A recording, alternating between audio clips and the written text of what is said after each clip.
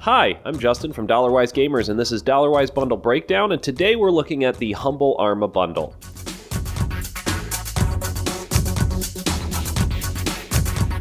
Our philosophy is that for a game to be a Dollarwise deal, you should get roughly 1 hour of enjoyment for every dollar you spend on it.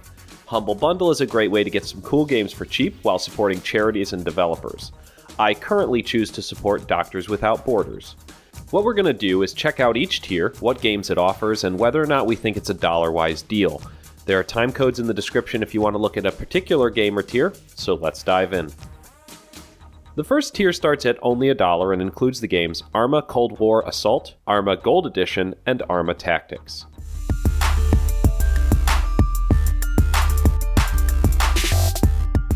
Arma Cold War Assault is a single and multiplayer first and third person tactical military shooter. It's from Bohemia Interactive, came out mid-2011, and doesn't actually have a metascore. The user review had an 8.6, and that was on 31 reviews, and the best price we could find was $1.19, and that was in December of 2013. Now, one thing to keep in mind about this game is that it's actually a re-release of Operation Flashpoint Dragon Rising that originally released in 2009 by Codemasters. Now, Codemasters retained the rights to that IP, but Bohemia Interactive took over basically everything else and re-released this game in 2011. We didn't actually check out this game, so we're just going to move right along onto something you might be a little bit more familiar with.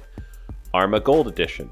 Arma Gold Edition is also a single and multiplayer first and third person tactical military shooter from Bohemia Interactive and also came out mid-2011. Also no metascore. Its user review is a little lower though at a 6.3, but that's only on 6 reviews and its best price was $1.99 in December of 2013. Now this game I actually got my hands on for a little bit. This game, it sort of really dates itself. You can tell that at the time the developers were really pleased with the graphics and the quality of the game that they had created. The opening sequence tends to show off a lot of the graphical fidelity, but do keep in mind that games like Crisis were also coming out when this game was originally created. This game's graphics at the time were probably acceptable, and it seems to scale pretty well on newer hardware, which is sort of a testament to the developers. But this game's gameplay has the same struggle that you'll see throughout the Arma series. It spends a great deal of focus on the simulation of combat, and it sometimes loses focus on making the game playable and approachable. It helps that I have over 100 hours in Arma 3 and that many of the controls are similar, but it's hard to tell if the clunky movement and the aiming is a product of the time or just poor gameplay. I wasn't impressed by this, and I found the gameplay, audio, and movement enough of a struggle that I felt completely disconnected from the experience. Basically, in a game that focuses on immersive combat, I,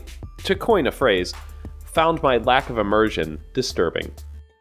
Moving on to Arma Tactics, which is also a single and multiplayer, but this is an isometric turn-based tactical game. It's from Bohemia Interactive. It came out late 2013. It only had a 47 for the critic reviews on 5 critics, and a 5.8 for user reviews for 30 reviews. Best price is $1.79, and that was in May of 2014. This game was primarily focused toward Android and iPhone users as opposed to PC users. So there are some things that are a little wonky about this. Now, I've loved turn-based tactical shooters ever since the original XCOM, and just figured that this would be pretty much a shoo-in for a game that I would really enjoy, as I'm also a pretty big fan of Arma 3. However, I didn't really like this game. It wasn't fun, and it wasn't due to the difficulty spike. I mean, Arma's known for being pretty unforgiving to new players. It was due to the wonky controls, which I attribute to the fact that this game was intended to be played on a mobile device. Additionally, there was a lack of detail as to the movement and information. I was never sure where I had cover and where I didn't, if the cover even mattered, whether the enemies could see me or not, what parts of the map were available for me to move through, if there was a way to move more or less stealthy. Honestly, it just played poorly and made me feel lost and frustrated. But this is really reflected in its abysmal scores and the gameplay you see here. So basically, this isn't really much of a great start to this series. These games are dated, they have rough controls, and at first I thought the graphics looked okay, until I realized that games like Crisis, Half-Life 2, Episode 1, and Elder Scrolls 4 Oblivion released in the same year as some of these games.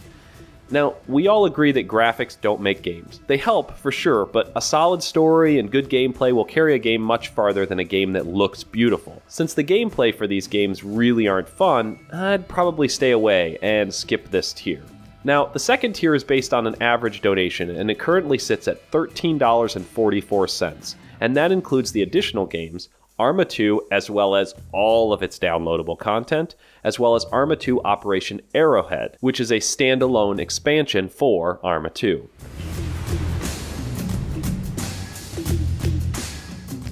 Starting with Arma 2, we've got a single, multiplayer, and co-op first or third-person tactical combat simulator, also from Bohemia Interactive, and it came out in mid-2009. It had a Metascore of 77 from 38 critics, and a user score of 7.5 from 591 users. Best price was $1.94 in June of 2015. Now, this is where the game starts to feel more like Arma, at least the Arma that I'm used to.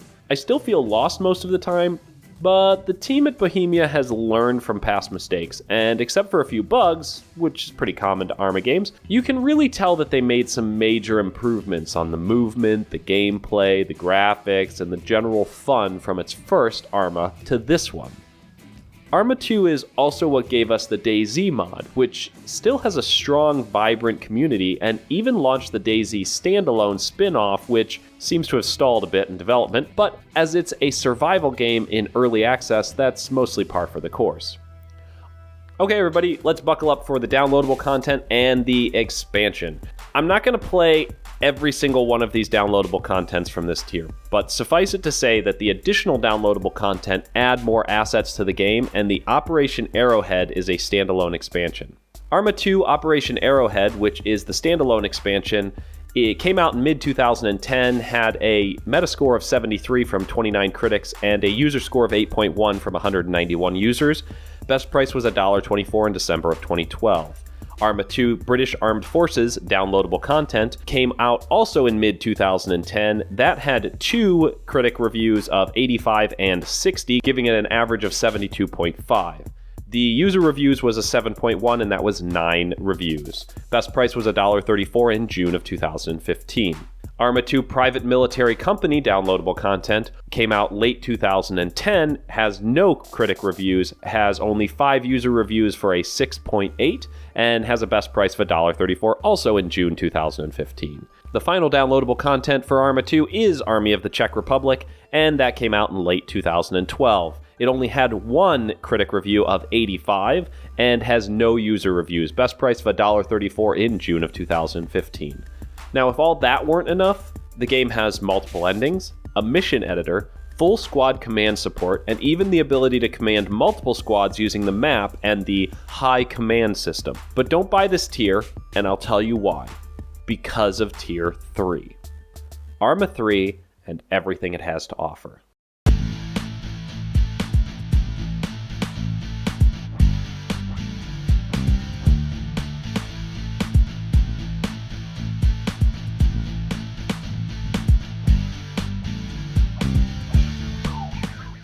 The third and final tier requires a donation of $15 and includes Arma 3 and its downloadable content, Arma 3 Karts.